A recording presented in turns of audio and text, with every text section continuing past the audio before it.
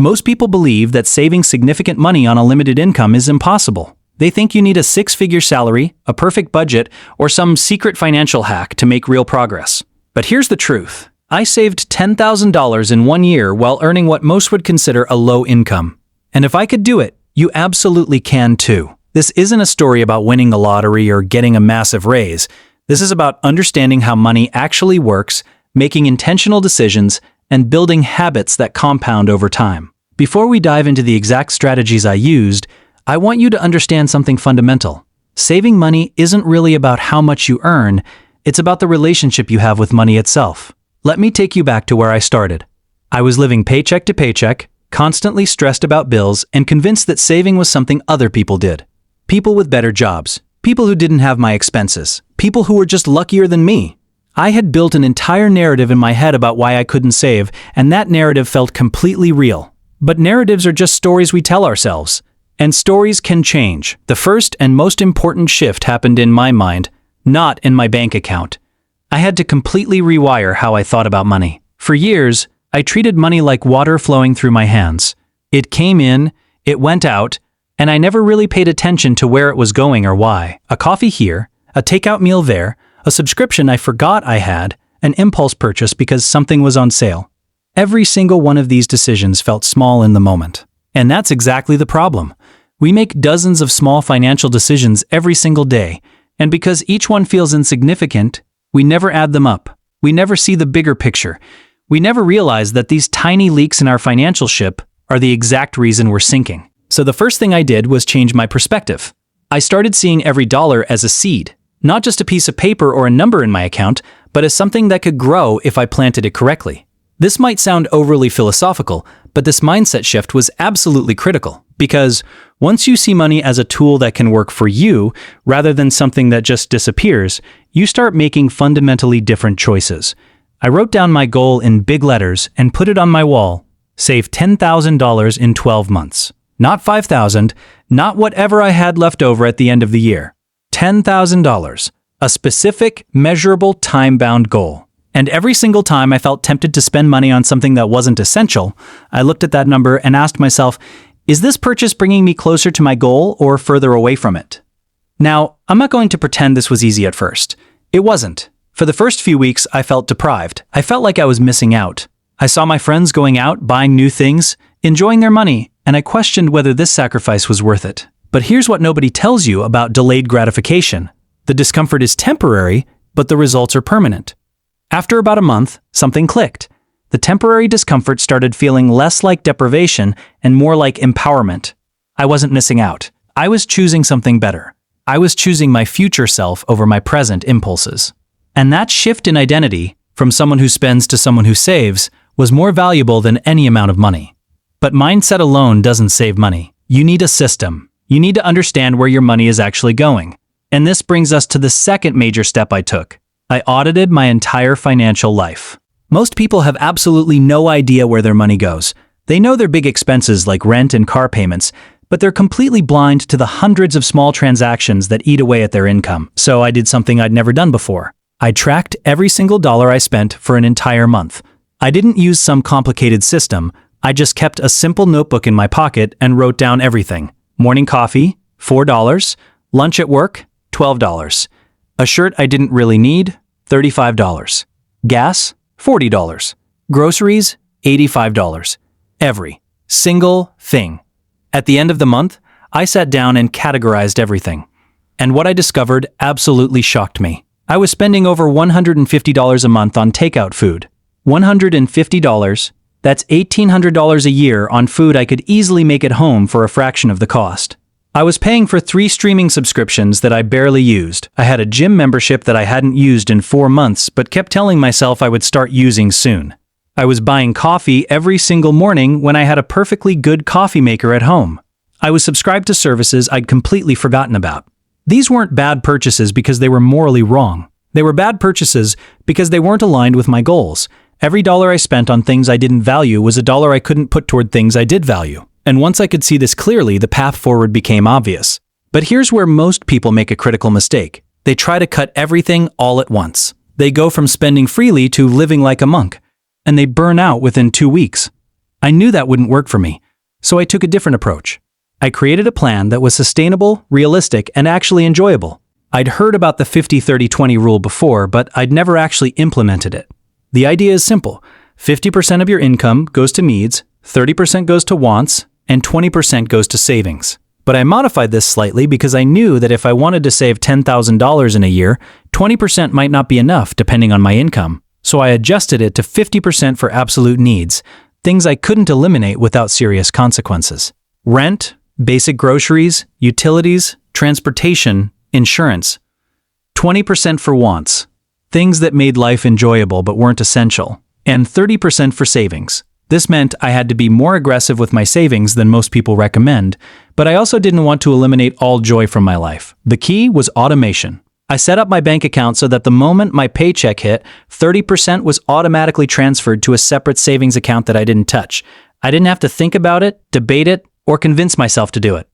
It just happened. And this removed the single biggest obstacle to saving, my own decision fatigue. Because here's what happens when you try to save manually. You get to the end of the month, you see $500 in your checking account, and you think, I'll save whatever's left over.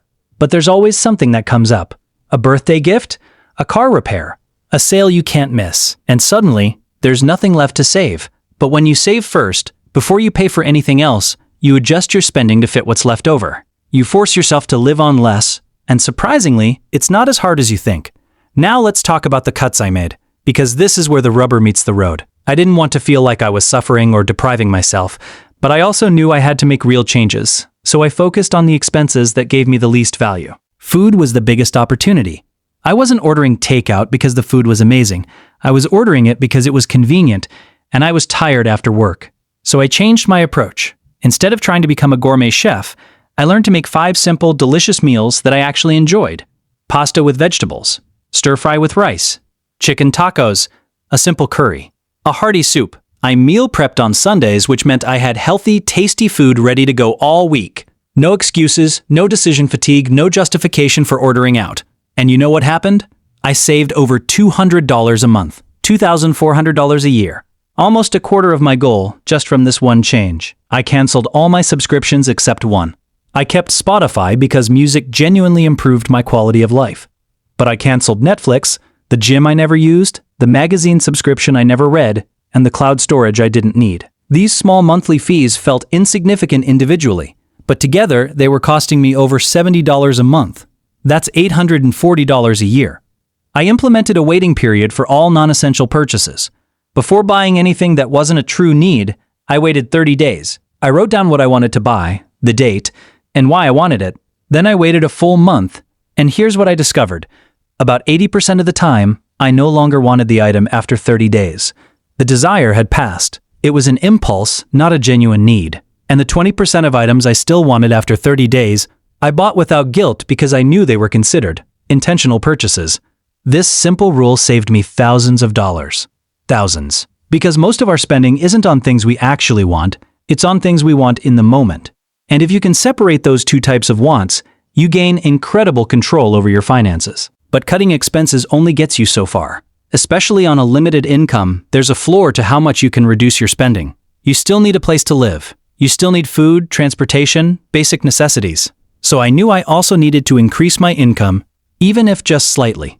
I started by selling things I didn't use or need. We all have possessions that are just taking up space. Old clothes, electronics we've upgraded from, furniture that doesn't fit our current space, books we'll never read again, kitchen gadgets we've used once. I went through my apartment systematically and sold everything that didn't serve a purpose or bring me joy. I used Facebook, Marketplace, eBay, and local selling apps. Some items sold for $50, some for $5, but it all added up. Over the course of 3 months, I made about $800 from selling things I already owned. This wasn't a sustainable income stream, but it gave me a significant boost early on and reinforced my new relationship with possessions. Then I looked for side income opportunities that fit my skills and schedule. I'm not going to tell you to start some complicated business or work 80 hours a week. That's not realistic for most people. But I did find small ways to earn extra money without burning myself out. I offered freelance services in areas where I already had skills. I did some writing, some basic graphic design, some data entry. I used platforms like Fiverr and Upwork, I didn't make thousands of dollars a month, but I consistently brought in an extra $200 to $300. Over a year, that's $2,400 to $3,600, a huge contribution to my goal. I also did some local gigs that didn't require special skills. I pet sat for neighbors who were traveling. I painted houses on weekends. I gave private English lessons to non-native speakers. Each of these activities might only earn $50 or $100 at a time, but they added up. And because I was already committed to my saving goal, every extra dollar I earned went straight into my savings account. Here's something important. I didn't burn myself out. I didn't work every waking hour. I didn't sacrifice my health or relationships. I was strategic about the opportunities I chose, and I made sure they fit into my life without creating unsustainable stress. Because here's the truth. If your financial plan makes you miserable, you won't stick with it. Sustainability is more important than intensity. Now, once I had money accumulating in my savings account, I made sure it was working as hard as possible for me. Most people keep their savings in a regular checking account that earns basically zero interest. That's like planting seeds and then never watering them. You're technically saving, but you're not optimizing. I opened a high-yield savings account. These accounts are offered by online banks and credit unions, and they pay significantly more interest than traditional banks. We're talking 2 to 5% interest instead of 0.01%. On $10,000, that's a couple $100 a year in free money just for keeping your savings in a different type of account. Why would you leave that on the table? I also started learning about investing. Now, I want to be clear. I'm not a financial advisor, and I'm not telling you to invest in anything specific, but I educated myself about basic investing principles. I learned about index funds, which are low-cost investments that track the overall market. I learned about compound interest and how starting early, even with small amounts, can lead to significant growth over time. I started putting small amounts, maybe $50 or $100 a month, into a simple index fund.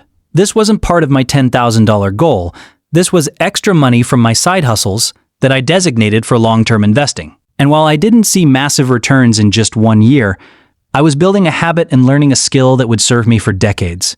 The key principle here is that money should never be completely idle. Whether it's earning interest in a high-yield account or growing through smart investments, your money should be working for you even while you sleep. This is how wealth is actually built. Not through earning a massive salary, but through making your existing money multiply over time.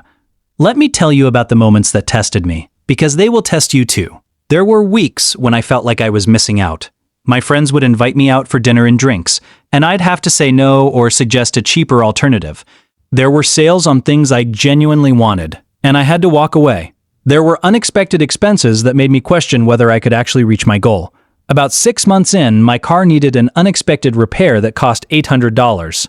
I was devastated. I felt like I'd been set back, like my goal was slipping away. But here's what I realized. This was exactly why I was building savings in the first place, to handle life's unexpected challenges without going into debt. Without my savings plan, I would have put that repair on a credit card and paid interest on it for months. Instead, I paid for it in cash, adjusted my budget slightly for the next month, and kept moving forward. There were also moments of doubt, moments when I wondered if this sacrifice was worth it. When I questioned whether having $10,000 in a year would actually change anything. And in those moments, I reminded myself why I started. I reminded myself that I was breaking a cycle. I was proving to myself that I had control over my finances, not the other way around. I was building a skill and a habit that would compound throughout my entire life. And while I didn't see massive returns in just 1 year, I was building a habit and learning a skill that would serve me for decades.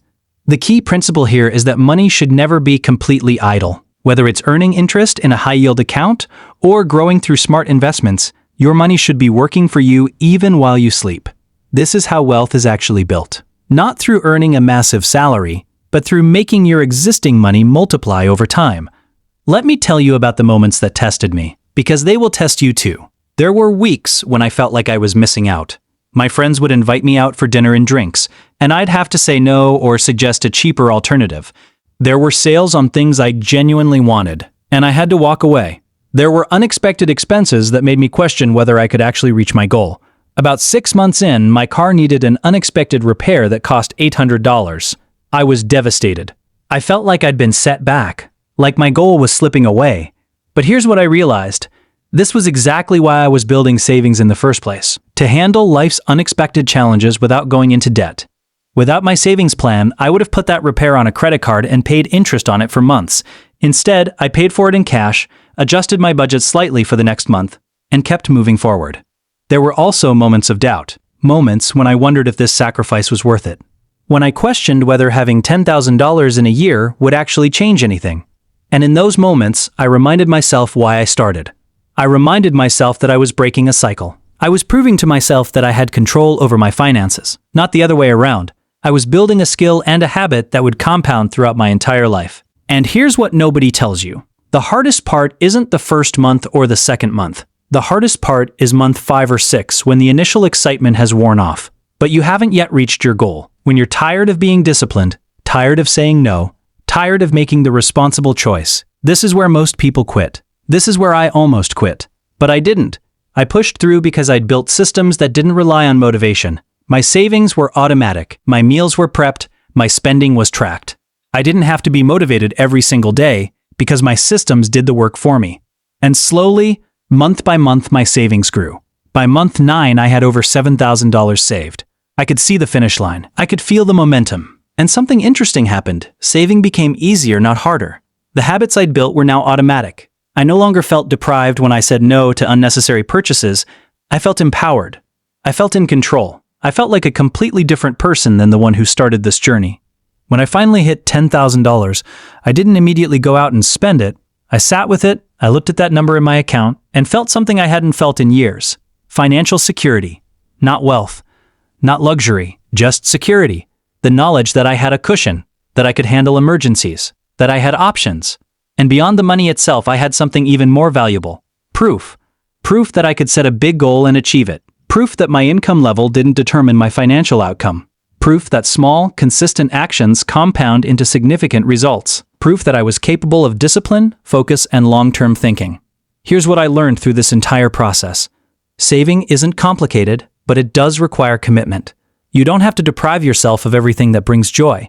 You just have to make smart, intentional adjustments. You have to distinguish between what you truly value and what you're spending on out of habit, convenience, or social pressure. It's a process, not a sprint. You won't do everything perfectly from day one. You'll have setbacks. You'll make mistakes. You'll have months where you save more and months where you save less. And that's completely normal. What matters is that you keep going, that you don't let one bad week turn into a bad month, or one bad month turn into giving up entirely. Money is a tool, not an end in itself. It's not about how much you earn, but about how you use what you earn. Some of the wealthiest people I know don't have high incomes. They just have excellent financial habits. They spend less than they earn, they invest the difference, and they let time work its magic. And some of the brokest people I know have 6-figure salaries, but spend every penny and then some. Your income matters, but your habits matter more. Your mindset matters more. Your ability to delay gratification and think long-term matters more. These are skills that anyone can develop regardless of their starting point. So can you do this too? Absolutely. Unquestionably. Without a doubt, it doesn't matter if you're earning minimum wage or twice that. It doesn't matter if you're starting with zero in savings or already have a small cushion. It doesn't matter if you're 22 or 52. What matters is that you start, that you define your goal, that you make a plan, that you take it one step, one day, one decision at a time. Will it be easy? No. Will it require sacrifice? Yes. Will you question yourself along the way? Probably. But will it be worth it? Absolutely. Because at the end of this journey, you won't just have $10,000. You'll have something far more valuable, the knowledge that you can take control of your financial life, that you're not a victim of your circumstances, that you have agency, capability, and power. The person who saves $10,000 in a year isn't special. They're not smarter. They're not luckier.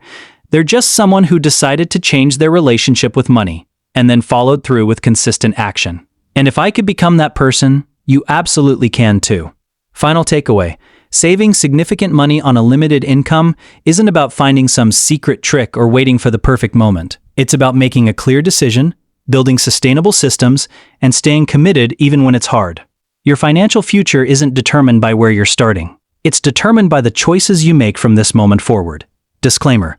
This content is for educational and informational purposes only. It is not financial advice, and you should not rely on this information as a substitute for professional financial advice tailored to your specific situation. Please consult with a qualified financial advisor before making any investment or financial decisions.